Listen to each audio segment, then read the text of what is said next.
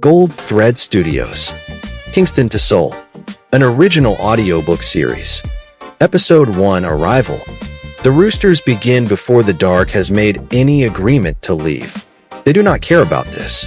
They have never cared about this.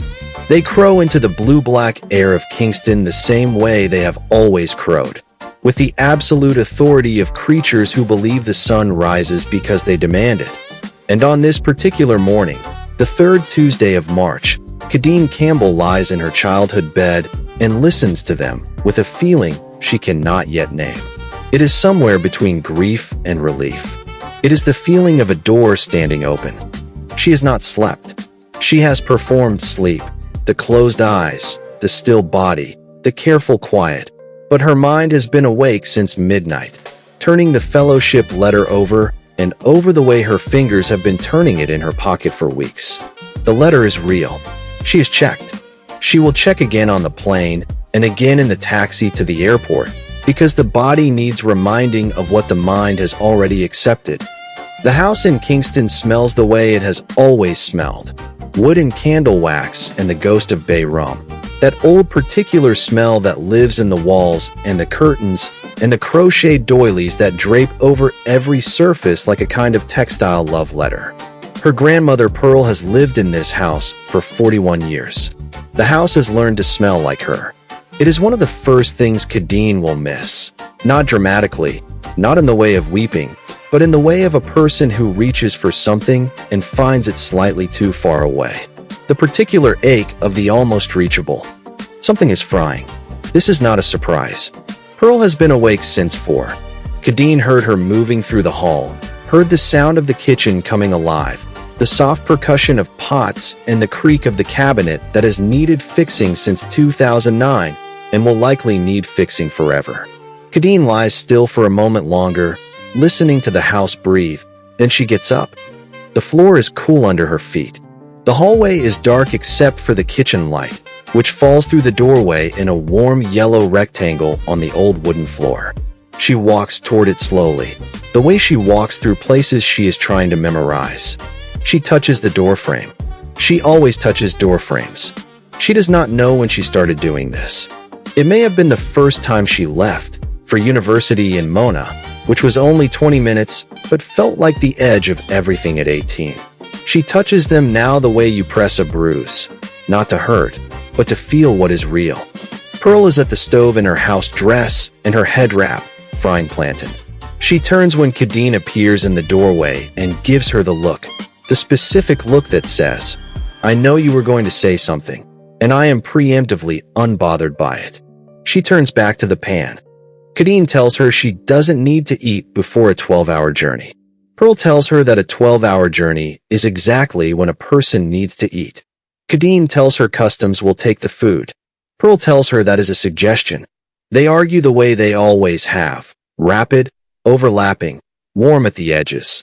The way people argue when they have been carrying the same argument for 26 years and the argument is not really an argument at all. It is the language they were given. It is what they say when they mean, "I love you." It is what they say when they mean, "I am going to miss you more than I know how to tell you without embarrassing both of us." Pearl packs the food anyway. Jerked chicken, rice and peas, fried plantain wrapped in foil, and tucked into a container that has been in this kitchen since before Khadine was born.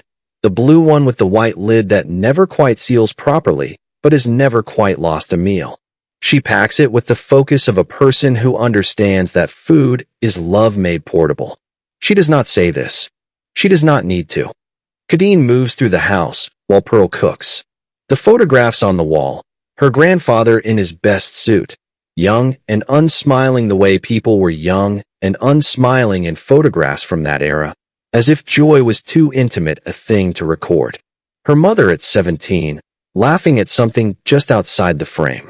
Khadine at 8, in school uniform, squinting into the sun. She stops in front of this one. She studies the child she was, the defiant chin, the way the camera has caught her at the precise moment of looking at something interesting, not at the lens. She has always looked at interesting things instead of the lens. Her first photography teacher told her this was a problem. She had not believed him then. She does not believe him now. She goes to her old bedroom. The single bed she has outgrown, not in size, but in the way a person outgrows the version of themselves they were in a particular room. The mattress still has the dip in the middle where she slept curled on her side for 17 years. The bookshelf still has the books she loved at 15, their spines faded. There is a crack in the plaster above the window that she used to trace with her finger when she couldn't sleep, following it like a river on a map she was learning. She traces it now. It hasn't changed. It is exactly as long as it has always been, going exactly nowhere, perfectly and permanently itself. Her camera bag is already by the front door. 3 cameras. The Nikon F3 she bought at 22 with 3 months of savings. The Pentax K1000 that was her grandfather's and that she has never been able to leave behind, even though it requires specific batteries she can never find. And the Hasselblad she borrows from herself in the sense that she bought it on a payment plan and technically the finance company still owns the majority of it. 47 rolls of film. She does not need 47 rolls of film. She has a digital camera for the fellowship's formal requirements. But digital files always feel too clean for how she sees the world, too resolved, too certain of themselves, with none of the grain and chance that film gives you. None of the way film holds light like it means something. She brought the 47 rolls because the world is full of things she has not yet seen, and she wants to see them the way she has always seen things. Imperfectly, warmly, with a slight overexposure of the feeling. Pearl walks her to the gate. The taxi is already waiting. She can see its headlights through the zinc fence, the engine idling quietly in the pre-dawn. The air outside is warm and soft, the kind of warmth that Kingston air has at this hour, before the heat of the day arrives and asserts itself. Somewhere down the road a dog is barking at nothing. The roosters are still going. They will always be going. Pearl cups Khadine's face in both hands. Her hands are small and dry and very warm. She looks at her granddaughter the way she looks at things she has prayed over, directly, without blinking, with a kind of attention that feels like being held. She says something in patois. It is old, older than Pearl, old enough that Khadine has never been sure of its precise origin, whether it came from her great-grandmother or her great-grandmother's mother, whether it is something carried across water or something grown on this particular island. It translates, roughly, as, wherever you put your feet, put them all the way down. But the patois holds more than the translation. It holds something about weight, about commitment, about the dignity of being fully present in the place you have chosen. Khadine has heard it all her life. She hears it differently this morning. She gets in the taxi. She does not look back. She looks back. Pearl is still at the gate, her arms at her sides, watching. She is not waving. She does not cry. She simply watches, the way she has watched Khadine her whole life, with total, unhurried attention, and Khadine carries that image into the taxi, into the airport, into the 12 hours of sky between Jamaica and South Korea, where it sits in the back of her mind like a lamp left on. Incheon International Airport is the size of a decision. This is the first coherent thought Khadine has after emerging from the jetway into the terminal, blinking in the white bright light of a place that has clearly been designed by people who understand the relationship between architecture and psychology. Everything is clean in a way that feels considered rather than clinical. The ceilings are high and curved. She looks up at them immediately, the way she always looks up, the way people who see in frames always look up, and they are vast and pale and impossibly ordered, a kind of structural piece that her travel-stunned body does not yet know what to do with. It is Tuesday morning, Korean time. Her body is not on Korean time. Her body is on some time that belongs to the space between Jamaica and here, a no time, a between time, the particular temporal displacement of a person who has been folded into a metal tube for 12 hours and unfolded in a different continent. She feels thin. She feels like a drawing of herself. She will feel this way for approximately 3 days, and she does not know this yet, but her body suspects it. The signs are in Korean and English both, which she is grateful for. But the Korean is everywhere and the English is subordinate to it in a way that makes her suddenly and vividly aware that she is the person who does not speak the primary language of this place. This is a new feeling. In Jamaica, in London for the photography residency, even in New York for the 2 weeks of the exhibition, she has always been in places where English was the axis around which things turned. Here it is a courtesy, a guest language. She is grateful for it the way you are grateful for someone translating for you, genuinely, and with the slight humility of understanding that you are dependent on the translation. She has a fellowship orientation packet that claims to explain the subway system from the airport to Seoul. The packet is wrong about several things, including the number of lines she needs to take and the location of the ticket machine, which is not where the diagram suggests it is. She stands in the arrivals hall with her 2 large suitcases and her camera bag. She is, objectively, a person with too much luggage, and she has known this since the check-in desk in Kingston and has made her peace with it. And she reads the packet for the 3rd time, and it does not improve. The arrivals hall is moving around her. People meeting people, the particular joy of reunions she has always loved to photograph.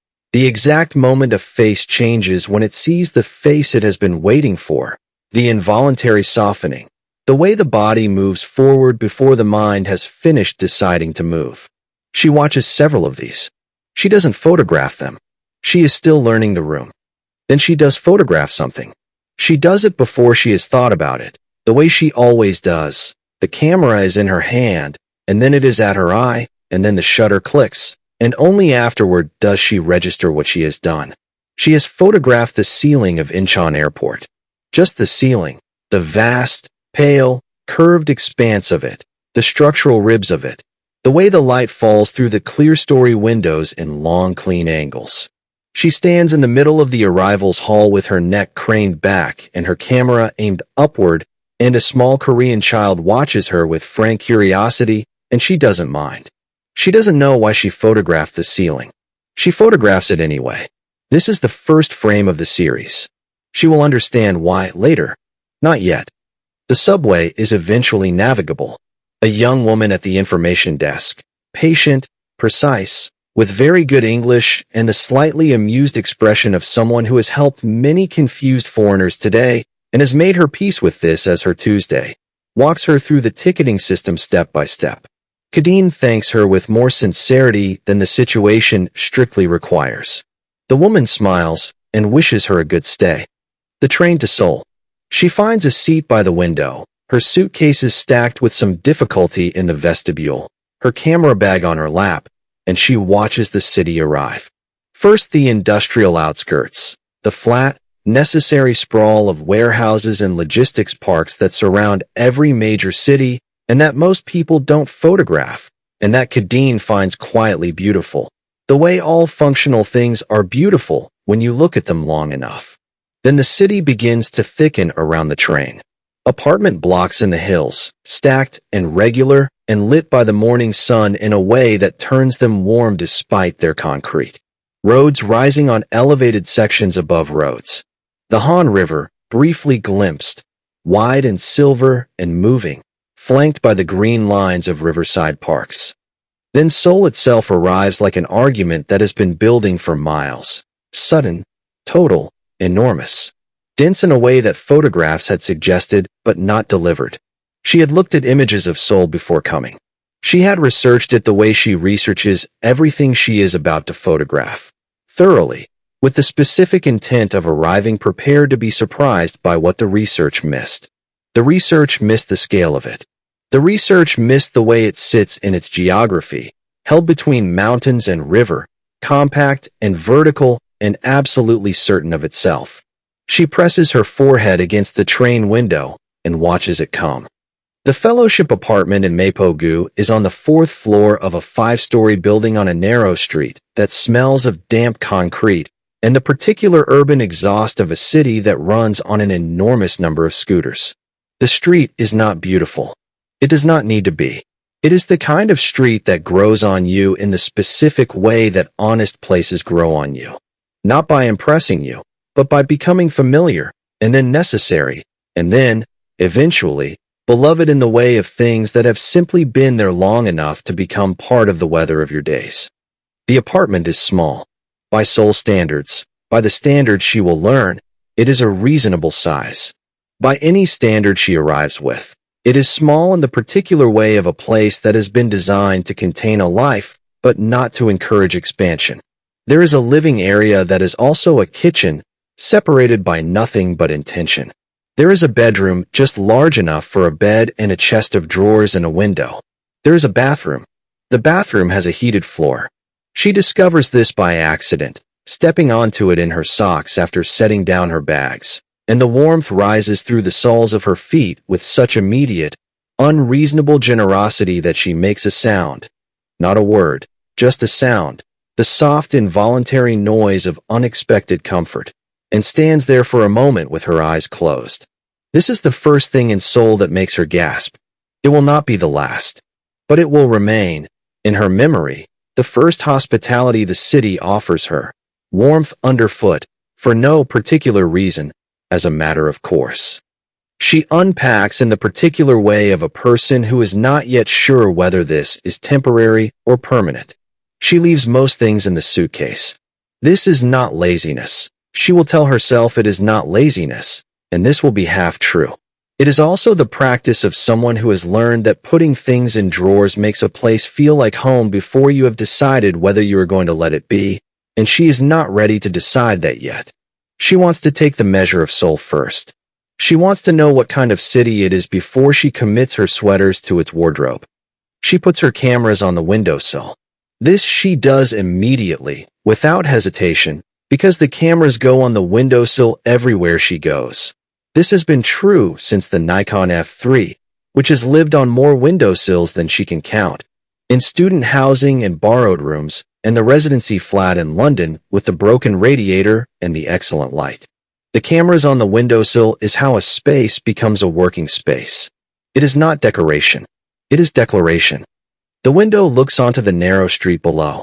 She stands at it for a moment, still in her travel clothes, and watches the street the way she watches everything she wants to photograph. Not lifting the camera yet, just looking, just letting the scene enter her. A woman on a bicycle. Two men talking outside the convenience store across the street. Their conversation inaudible through the glass. Their gestures reading as comfortable, familiar. The particular body language of people who have had this same conversation, in this same spot, many times before. A cat, gray and purposeful, crossing the street at an angle that suggests it has somewhere specific to be. Pearl's container is still in her bag. She takes it out and sets it on the kitchen counter. The blue container with the white lid that doesn't quite seal, containing jerk chicken and rice and peas and fried plantain that are now 18 hours old and cold and have survived customs through some combination of Pearl's certainty and the universe's complicity. She opens the container. The smell comes out with the particular force of home smells, which are not subtle. They are specific and insistent, and they reach directly past the rational brain into somewhere older and more honest. It smells like Pearl's kitchen. It smells like Sunday. It smells like 17 years of childhood in that house on that street with the roosters and the crocheted doilies and the Bible on the side table. She eats standing up, watching the street below. She does not heat the food. She eats it cold, which is not ideal and which Pearl would say something sharp about, and which is, despite all of this, exactly right. The jerk chicken is still perfect. It is the kind of cooking that does not require ideal conditions to be itself. She eats slowly, and the street continues below, and the city hums in the early evening around her. And this is how her life in Seoul begins. Cold jerk chicken, a window, and the ordinary extraordinary fact of having arrived. She tries to sleep. She cannot sleep. The apartment is quiet, but the city outside is not quiet. It is the particular restlessness of a city evening, layered and purposeful, full of movement without urgency. She lies in the dark and listens. Seoul feels different from Kingston. Kingston is warm and somewhat chaotic, full of competing lives close enough to spill into one another. One yard, then another, laughter from people who live in the heat and have made their accommodation with it. Argument, an engine, and the unpredictable rhythm of a city that does not believe in keeping itself contained. Seoul is different. Seoul feels precise, layered, and purposeful, yes, but with a different energy underneath it, something organized, something moving along established channels, the sense of a very large thing that knows where it is going. She opens the window. The city comes in more clearly. She lies in the dark for a long time, her eyes on the ceiling of a room that is not yet hers, feeling the nearness of a city that is not yet hers, beginning, in the particular way of the adventurous and the terrified, to love both. Her body wakes her at 4 in the morning. It is still on Kingston time, which means it believes it is 3 in the afternoon, and it is time to be fully, actively awake. She lies in the dark for 20 minutes making a polite case for sleep, and sleep is completely uninterested. She gets up.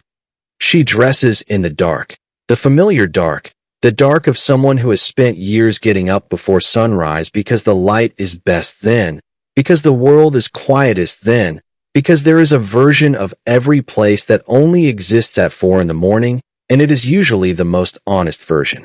She takes one camera, the Nikon. She goes outside.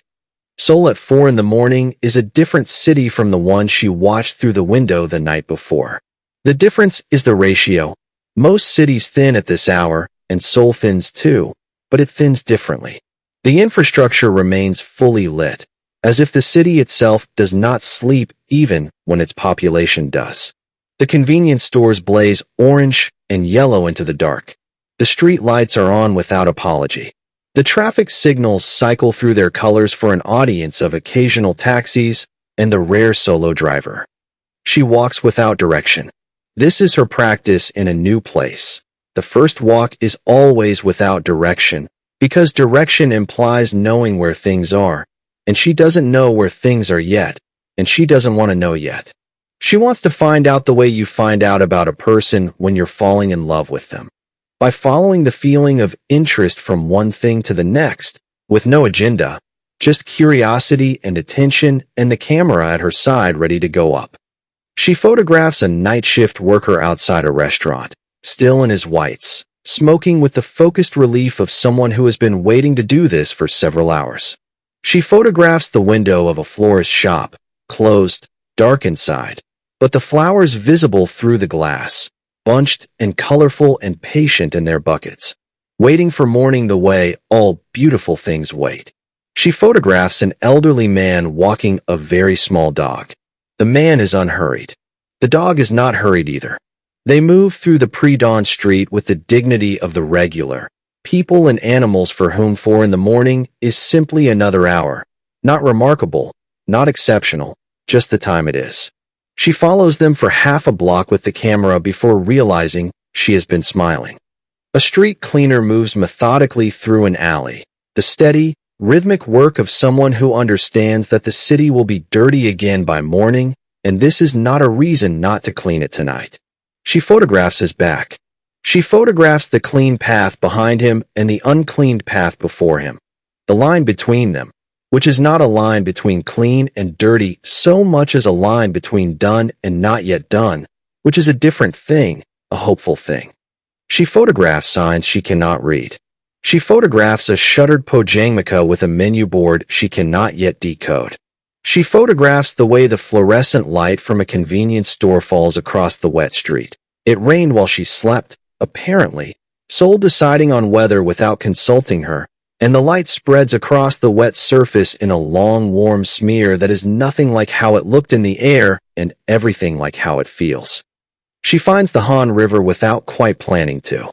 She has been walking south, following a road that broadened gradually, and then suddenly there is the embankment and the river below it, wide and dark and moving with a slow authority, the surface of it taking the early sky and holding it, silver gray and enormous.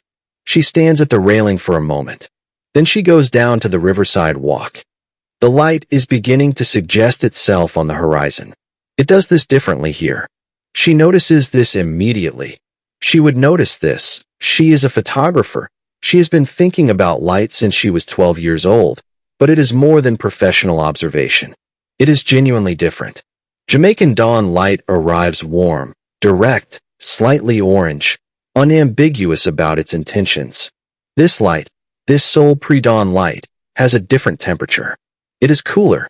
It has a different angle, coming in low over the hills to the east, and it touches the surface of the Han River and turns the water a color she does not have a word for yet. Not silver, not gray, not blue.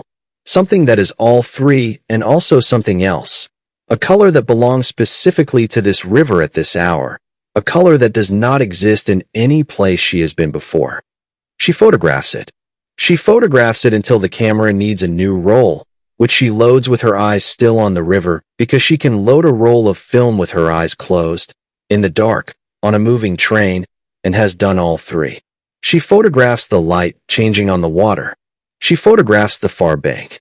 She photographs a single heron, motionless in the shallows, the kind of absolute stillness that only birds understand, the complete, meditative, unself-conscious stillness of a creature that has no concept of performing anything for anyone and simply is what it is in the place it is.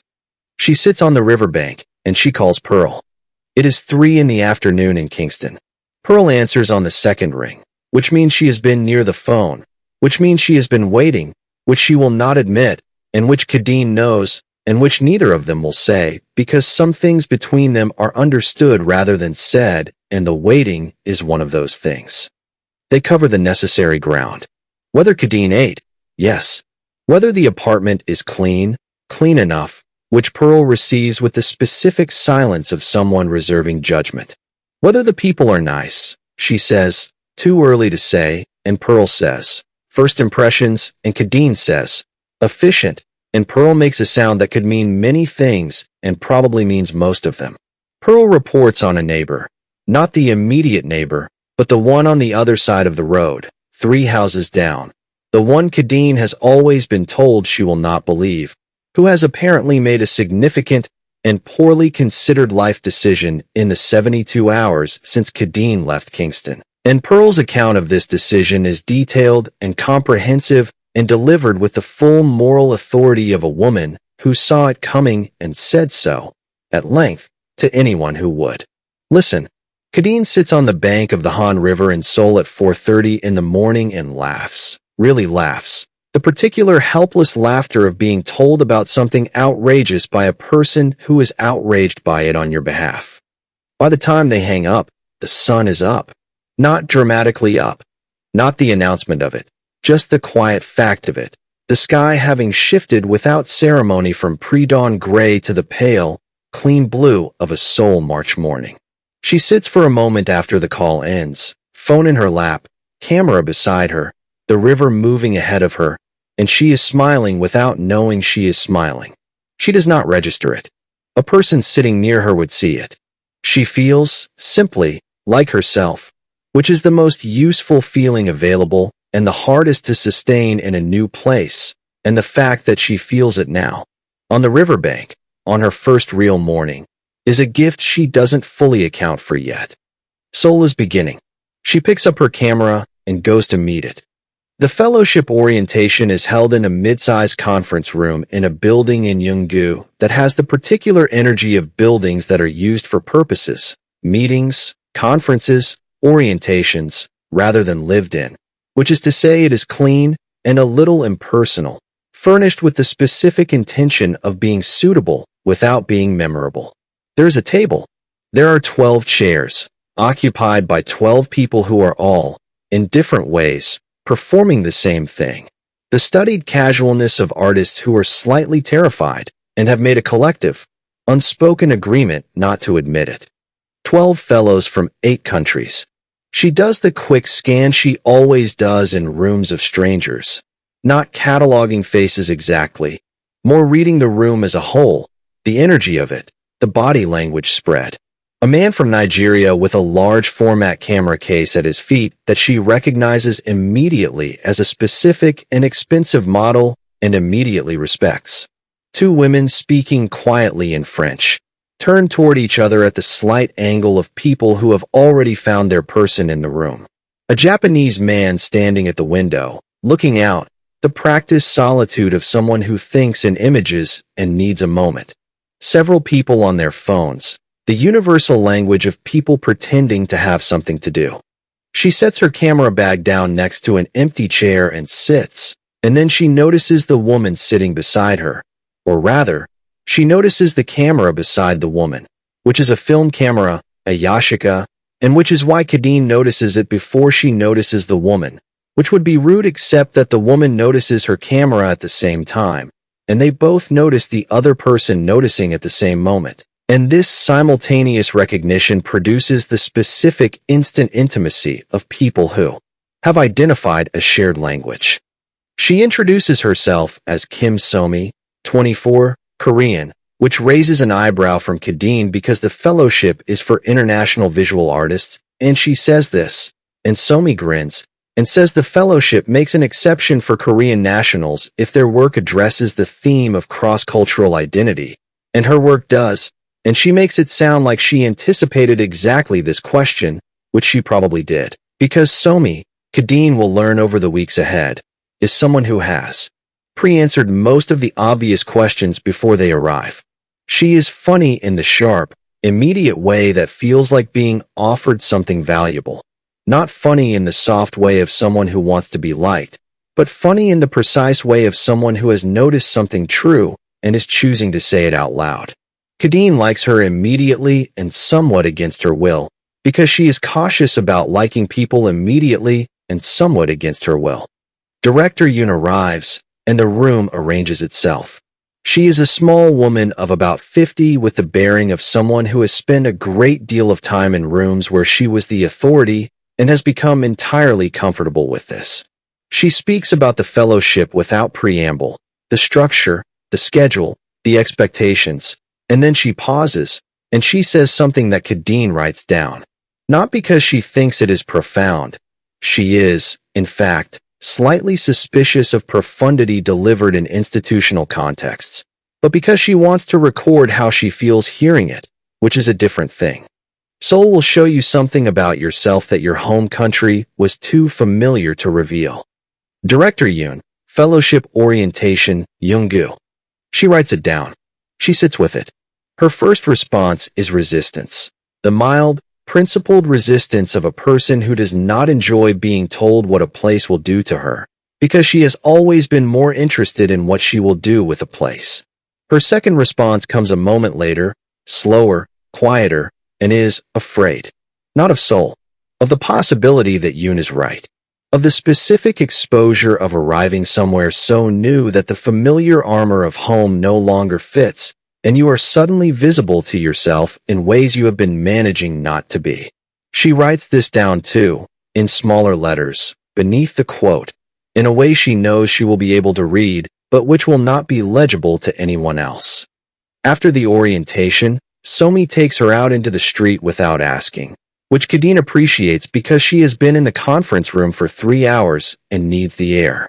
They walk 2 blocks to a pojangmaka, an orange-awning street stall tucked under an overpass, run by a woman who does not look at them, just gestures at the menu board with a pair of tongs and weights, and Somi orders tteokbokki without consulting her, which would normally irritate Khadine, but which today feels like exactly the right thing. Because she doesn't know what tteokbokki is, and she was going to pretend she knew until she had a chance to look at the menu properly, and now she doesn't have to pretend.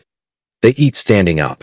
The tteokbokki arrives in a paper tray, the rice cakes thick and chewy, coated in sauce that is red in a way that implies a commitment. Khadine takes a piece. She puts it in her mouth. She experiences the specific shock of Korean spice, which she was not prepared for despite having eaten spicy food her entire life. Because Jamaican spice and Korean spice are related in the way that cousins are related, they share something fundamental, some ancestral heat, but they are not the same. Korean spice is deeper. It builds. It comes in waves rather than all at once, each wave slightly warmer than the last, and underneath the heat there is something almost sweet, almost caramel, that exists in the space before the burn arrives, and that makes the burn, when it comes, feel earned rather than ambushed. Somi is watching her face. Khadine knows she is being watched. She has been watched by people waiting for her reaction to things her whole life. This is what happens when you have a face that shows things, which she has always had and has never entirely resolved her feelings about. She chews. She swallows. She reaches for a second piece. She does this without hesitation, without pausing to indicate that the first piece was in any way notable. And she sees Somi's mouth twitch at the corner in what is not quite a smile, but is close to one, and she understands that something has been established between them. A mutual agreement about the kind of people they are going to be to each other. She reaches for a third piece. Somi reaches for a third piece at the same time. They eat in the particular companionable silence of two people who have just met and are already comfortable enough to be quiet together, which is not a small thing. The rain comes without announcement. This is something she will learn about Seoul, that the weather has a different relationship with warning here, that the sky makes its decisions and enacts them without consultation, and that this is simply the contract and the correct response to it is an umbrella carried always. She does not know this yet. She learns it this afternoon. She is alone, walking back from a scouting walk through a neighborhood she has not yet learned the name of. She has been walking for 2 hours, not lost, exactly, but not oriented either, moving through the city on instinct and attention, photographing the ordinary things that she has always been most interested in. The gap between two buildings where someone has planted herbs in a crate. A hand-painted delivery notice on a door. 3 generations of same face visible in a family photo shop window. Grandmother and mother and daughter all with the same strong jaw. All looking at the camera with the same combination of patience and slight impatience. The look of women who have a great deal going on and have paused briefly to be recorded. The rain arrives with a sound like a decision. A sudden, total darkening of the air, and then the drops. Immediately heavy, immediately serious, the kind of rain that is not testing the territory but committing to it. She looks up. The sky is the color of pewter from horizon to horizon, offering nothing in the way of a gap or a mercy. She runs. She runs half a block and ducks under the awning of a GS25, a convenience store, orange and yellow, the signage bright and certain in the gray afternoon. The awning covers most of her. The rain hits the edge of it and rebounds onto her left shoulder and the left side of her camera bag, which she adjusts, tilting the bag away from the wet. The camera inside is fine. The camera is always fine. She is less certain about her hair, which she checks with one hand and finds has made its own decision about the afternoon. She stands under the awning and watches the rain transform the street. This is what she loves about rain in a new city. The way it creates a second city over the first one.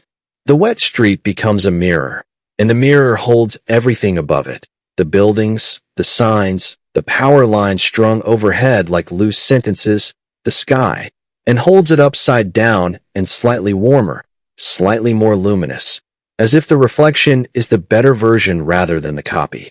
The neon of the GS25 sign bleeds into the puddle at her feet in long streaks of yellow and orange.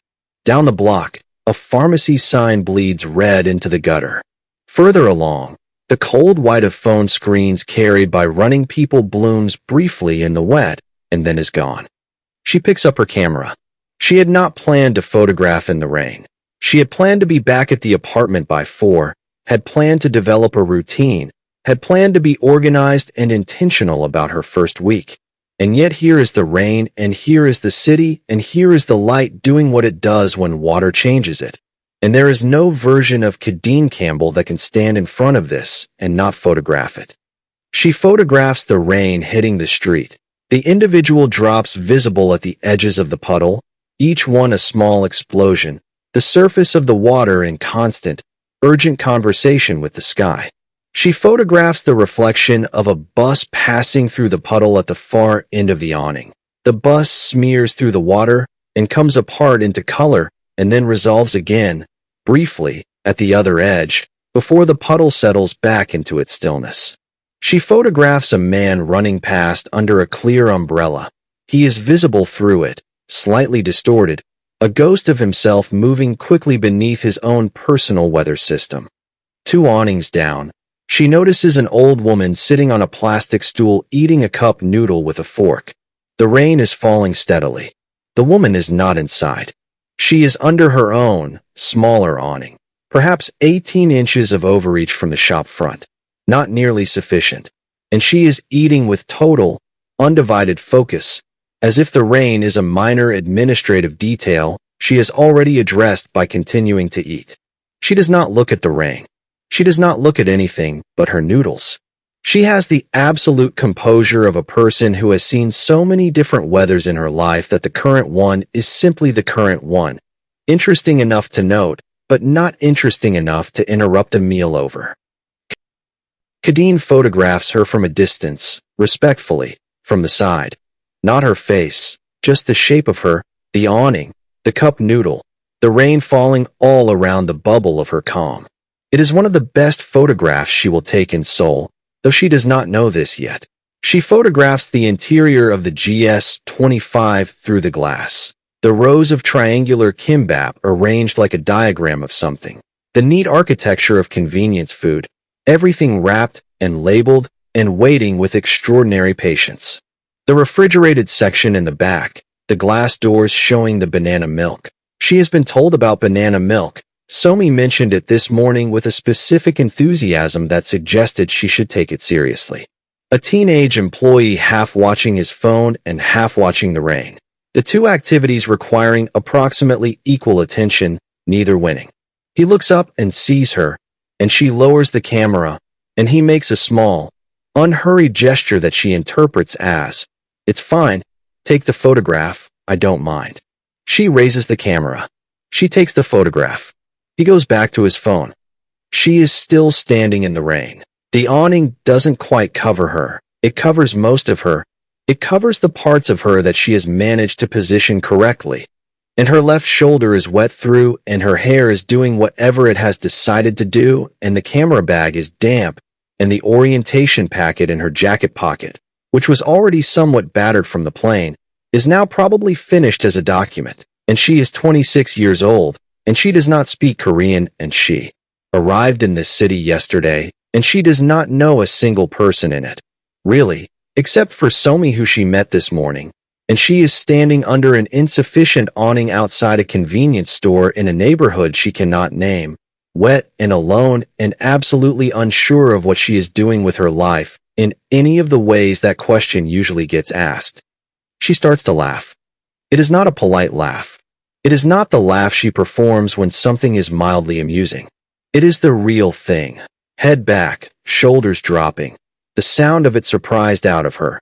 The particular laughter of a person who has just put something heavy down and felt the relief of the absence of it, who has looked at the full sum of the situation and found it, against all reasonable expectation, magnificent. Because it is. It is absurd, and it is magnificent, and these two things are not in conflict. She is here. She is here.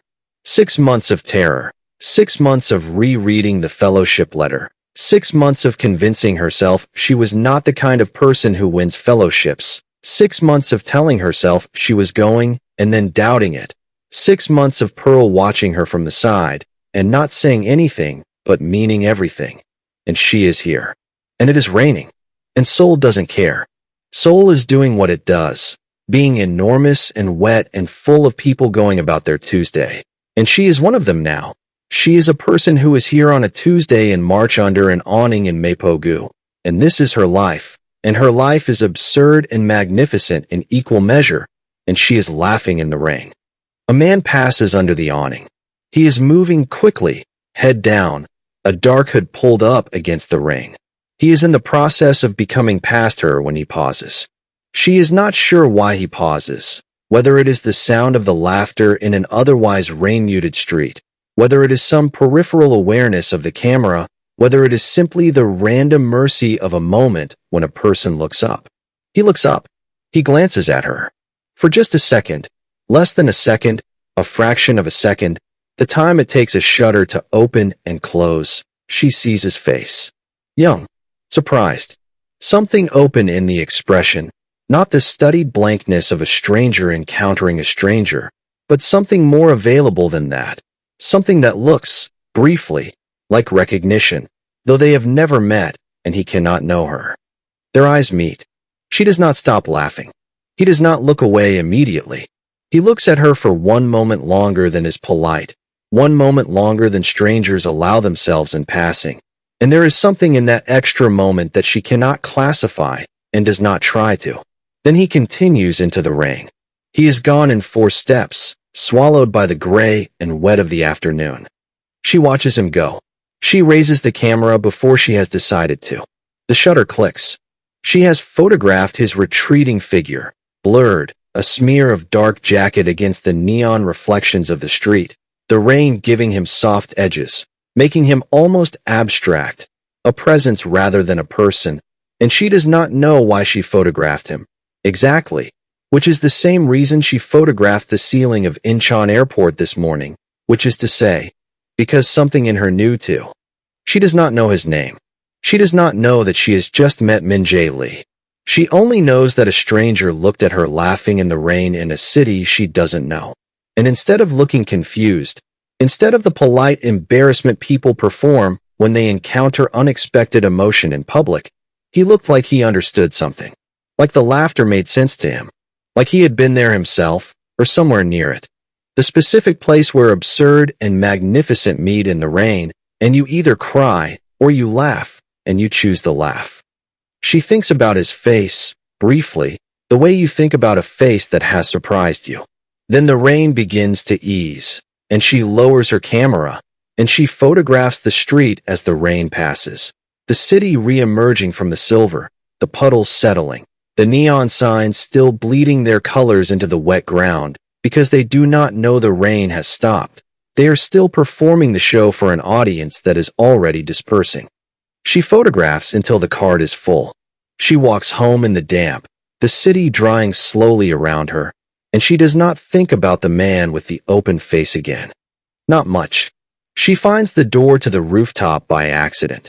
She is looking for the laundry room, which the building information sheet places on the 5th floor, and when she opens the door at the end of the 5th floor corridor, she finds not laundry, but stairs going up, and she follows them, because she has always followed stairs going up, because she has never met a rooftop she didn't want to stand on, because the tendency to go toward the high place is one of the oldest tendencies she has, and she stopped, questioning it sometime in her early 20s. The door at the top is unlocked. She will learn that this is not always the case. The building super will lock it for 2 weeks in May following an unrelated incident she will hear about only partially and secondhand. But tonight the universe is feeling generous, and the door opens, and she steps out. Seoul from above. Not the postcard Seoul, not Namsan Tower and the Gangnam skyline and the curated, composed view that goes on the cover of the travel feature. This is the other Seoul. Apartment buildings in every direction, 4 and 5 and 8 stories high. Their lit windows 100 simultaneous lives in 100 simultaneous states of evening. One window, a blue television light, someone watching something she cannot see. Another, a warm yellow, a kitchen, a silhouette moving past. Another, dark, curtains drawn, someone sleeping or someone who has gone out. Impossible to know. The windows go on in all directions, stacking up into the hills to the north, stretching out across the flat to the south and east, a city-sized multiplication of the private and the ordinary, all of it happening at once, all of it happening all the time. The ordinary life of an enormous number of people going about the business of being alive in the particular city they have ended up in. She sits on the low wall at the rooftop edge, not dangerously. She is not being dramatic, just comfortably, the way she always sits on edges, with her legs hanging over and her back straight, and her camera in her lap, and her face in the city air, which is cooler at this height, and carries the last of the rain smell, and something else, something that might be someone cooking dinner several floors below, something that might be the river. She sits there for a while without photographing anything. She's just looking, just letting the city be looked at. She talks to herself. She has done this as long as she can remember. Pearl calls it her board meeting, the thing she does when she needs to check in with herself, to deliver a report on the state of things. It is not quite thinking and not quite praying and not quite speaking aloud. It is somewhere in between, a kind of structured honesty she performs for an audience of herself, because she is the one who needs to hear it. She tells herself, "You are here." This is the first item of the report, and the most important one, and she sits with it for a moment because it is still somewhat astonishing. You arrived. You got on the plane, and you got off the plane, and you navigated the subway system with help from a stranger who was patient and kind, and you ate Pearl's chicken in your kitchen in Mapo-gu, and you photographed the ceiling of the airport and the neon in the rain and the back of a stranger who looked at you like he knew something, and you are here. The report confirms. Here? She tells herself. Seoul is enormous. The report notes this without alarm. She has always been most comfortable in large things, large cities, large skies, large bodies of water, large questions. The scale of Seoul does not frighten her. It interests her. There is more to photograph here than she will ever get to, which means she will never be without material, which means she can breathe. She tells herself, there is a man somewhere in this city who looked at her in the rain in a way she is still thinking about, which is silly, because it was less than a second, and he was a stranger, and it was raining, and it means nothing. The report notes this. The report does not close the item. She moves on. She tells herself, you are fine. She checks the report. She decides the report is accurate enough. Not perfect. There is an ache underneath it, the particular ache of the newly arrived. The homesick before the homesickness has fully assembled itself into something she needs to manage, but accurate enough. She is fine. She is here. She is 26, and she has a fellowship and 3 cameras and 47 rolls of film and a container in her kitchen that smells of Pearl's cooking. And these are the facts of her situation, and the facts are sufficient. She picks up the camera. She photographs the skyline, not the dramatic angle, not the careful composition. Just straight out. Eye level. The ordinary view from where she is sitting. Apartment buildings and lit windows and the dark between them. The city looking back at her. The way cities look back when you look at them long enough, when you pay them the attention they require, which is total, undivided, and willing to wait. She thinks about Pearl's words. The patois phrase at the gate, wherever you put your feet, put them all the way down. She has been thinking about it in pieces all day, turning it over the way you turn a stone to see if anything is living underneath. She thinks about what it means to put your feet down all the way. The commitment of it. The decision to be fully present in the place you have arrived in, not with one eye on the exit, not half in transit still. To put your feet down like you mean it. Like this is the place. Like you have chosen it, and it has chosen you, and the choosing goes all the way through. She looks at the city. She does not yet love it. She wants to be honest about this. She is suspicious of people who claim to love a place on the first day, because love takes time, and she has always believed this. But she can feel the beginning of something. The particular alertness of a person whose life is about to change shape, who knows in the way of the body rather than the mind that something is happening, that the cells are rearranging themselves, that the architecture of who she is about to be revised, not dramatically, not all at once, but in the gradual way of the true changes, which are usually not events but accumulations. She can feel Seoul beginning to learn her. She does not have language for this yet. She will have language for it later. For now she just feels it. The city paying attention, the way you pay attention to something you intend to know. She puts her feet up on the ledge. Both feet. All the way. On this first night, Khadine Campbell has no idea what is already waiting for her. 11 days from now, she will turn a corner in Incheon, a street she has not yet discovered, though it will soon become one of the places she returns to whenever Seoul feels too big, and she will bump into a man walking with his sketchbook open in his hands. The sketchbook will fall. She will pick it up. And inside it, no, not yet. That part comes later. Tonight, there is only the rooftop, the damp air after rain, and the city shining around her in every direction. Somewhere in the same city, a man already knows her name, not from chance, not from fate announcing itself, but from her fellowship application, from the photographs she sent across an ocean before she ever set foot here. He has looked at her work. He has formed an opinion about it. He does not yet know what that opinion will become. Khadine does not know he exists. For now, that is enough. Seoul is holding both of them in its bright, crowded hands, and Seoul can be patient when it wants to be. 3 blocks away, there is a small gym she has not passed yet. Bright windows, black paint halfway up the glass, heads and shoulders moving on treadmills while the legs stay hidden from the street. The man who runs it is named Park Hyun-woo. One day, months from now, when Khadine cannot quite manage to feed herself properly, he will arrive at her apartment door with groceries. Rice, eggs, kimchi, instant noodles, crackers. He will not make a speech about it. She will not ask him to. Some kindnesses are better left simple. And the stranger from the rain, the one now blurred on a roll of film in her camera bag, dark jacket softened by neon and water, will not stay a stranger forever. A year from now, she will know his laugh, his silences, the way he looks away when something matters too much. But tonight she is only that 1 second under the awning, that brief look in the rain, and the photograph of him walking away. Seoul has already begun its quiet work. It has met her with airport ceilings and warm bathroom floors, with cold jerk chicken at a window, with rain under a convenience store awning, with a river at dawn and a rooftop full of lit windows. It has not asked her to understand it all at once. It has only asked her to keep looking. For Khadine, that is a language she already knows. On the rooftop, she knows none of this. She only knows the city is vast, and she is small, and somehow the proportion feels right. The windows go on, each one holding a life she cannot see clearly but can believe in. She has always understood this kind of size. 1 person, 1 camera, 1 open night, and the enormous world waiting to be noticed. Here, in this city, on this first night, she goes inside.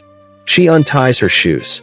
She lies down on the bed that is not yet hers, in the room that is not yet hers, in the city that is not yet hers, and for the first time since Kingston, she does not perform sleep. She simply sleeps. The city stays awake. It does not need her permission. It does not need her witness. It goes about the business of its Tuesday night.